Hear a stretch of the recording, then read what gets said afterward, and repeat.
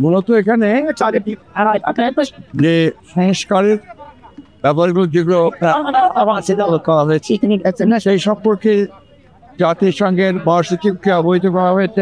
আমরা আমাদের বক্তব্যের মধ্যে যে কথা আমরা বলে আসছি সে একই কথা বলেছি আমরা, যে সংস্কার তো অবশ্যই করতে হবে। আমাদের সংস্কারের কথা সবাই আগে বলেছি, সংস্কারটা অবশ্যই করতে হবে, কিন্তু সেই সংস্কারটা যত দ্রুত করা যায় আমরা যেটা বলেছি, আমরা মূলত যে নির্বাচন কেন্দ্রিক যে বিষয়গুলো আছে সেগুলো করে ফেলা এবং তার দ্রুত ইলেকশন করা এবং একটা পার্লামেন্টের মাধ্যমে বাকি এই বিষয়গুলোকে আপনার করতে হবে। এটাকে চলমান প্রক্রিয়া। আমরা এখন ওখানে টাইম ফ্রেম কথা বলার কোনো প্রয়োজন নাই, কারণ এটা তো সম্পূর্ণ আমাদের আভ্যন্তরীণ ব্যাপার।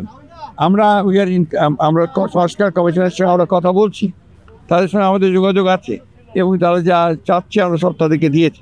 ইতিমধ্যে আমাদের সঙ্গে একটা বৈঠক হচ্ছে, তাহলে সেই বিষয়গুলো তো আপনার প্রশ্নের উঠতে হয় না। আর জাতিসংঘের মহাসচিবকে আমরা আপনার টাইম ফ্রেমটা দিতে যাবো কেন?